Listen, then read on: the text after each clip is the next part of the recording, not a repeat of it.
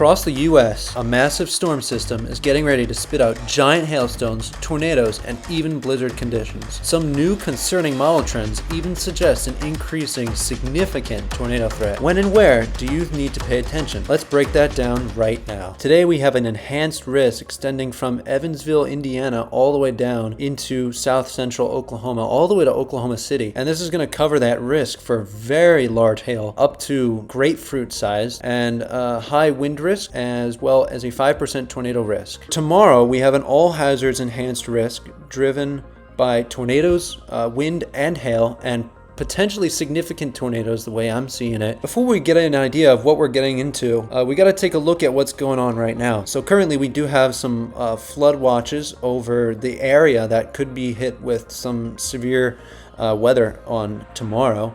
And we do have a lot of winter weather advisories and warnings across the West. And that stuff is going to be the impetus for our major severe outbreak in parts of the central U.S. Let's take you to the radar here. This is a composite reflectivity simulated off of the HRRR, one of our best models. And this is showing that we are going to maybe try to get initiation in the region around 5 p.m. Central Time here. Here's a comparison for two model runs. We have the 0Z HRRR on the left and the NAM on the right, and the two potential solutions for our simulated reflectivity.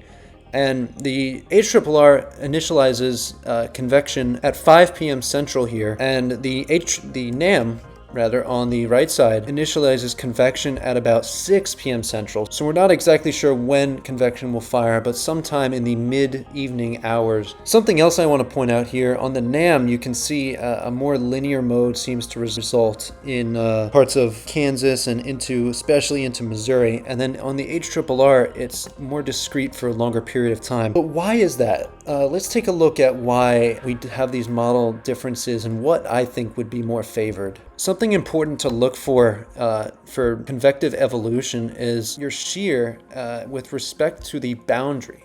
And when you have your winds that are mostly blowing perpendicular to the orientation of that boundary, you can get storms that move off of that boundary and stay more discrete in nature. They don't grow on each other.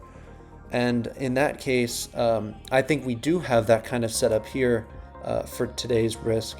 And we've got a map here showing your dew points at the surface. This is basically your moisture, and we've got this really rich moisture working all the way up into northern Missouri, all the way from the Gulf. And this is showing that crashing cold front as well as your dry line out west. So those are the areas of initiation. Certainly do support the idea of good moisture at the surface to help lift those, get those storms going. This essentially sums up all those ingredients that we look for tornadoes and puts it all together into one parameter. And anywhere you see anything in the cyan colors or greater, when you get the significant tornado parameter above 1 or higher, that's going to involve definitely favorable conditions for tornadoes, and it does get very high in this case. There are limitations to this where I do think that this could be a little overdone on this particular model. You're certainly seeing potential for tornadoes, and a pretty decent potential at that, and it's over a very broad area, as you can see. Taking it over to the same parameter for tomorrow's risk, and you can see that those favorable conditions for tornadoes really extend all the way from Mississippi through Alabama, Tennessee, Kentucky, all the way up into Indiana and Ohio, and especially even West Virginia. All of these states are going to be in the gun for potential tornadoes, maybe even significant. Anywhere in this above 1 here in the cyan colors are going to be favorable, and anywhere above 2 is going to be very favorable for significant tornadoes. And I really do think that this risk could perform very well, and with better parameters and a better storm mode in this particular region over time. So we've got very significant severe weather coming for the central United States as well as the Midwestern United States. But other areas of the United States will be impacted by this. So we've got really significant severe weather coming to the central U.S. as well as the Midwestern U.S. and some of the deep south. This massive storm is going to bring impacts elsewhere, and in the form of snow, particularly in the Northeast. And we could be seeing snow amounts out of this. This is off the blend of models. up to 2 feet in many locations throughout the Northeast. Upstate New York, Vermont, New Hampshire, and Maine, and especially interior New England, should do really well out of this. And keep in mind, this is the blend of models, and typically it's going to underdo your snow accumulation. So really a lot of these areas are probably going to see well over 2 feet, and spots could get up to 3 feet, as this storm system really is going to slow down as it moves further to the east.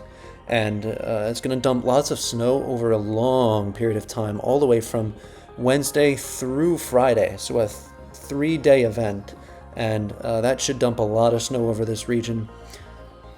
And it's something to be very wary of, as for anyone traveling up there.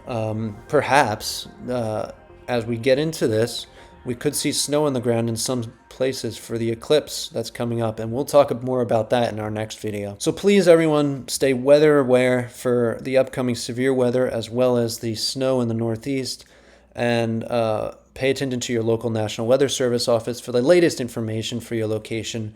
And if you did enjoy, please check out these 2 videos that YouTube thinks you'll like. And thank you so much for watching, and I'll talk to you later.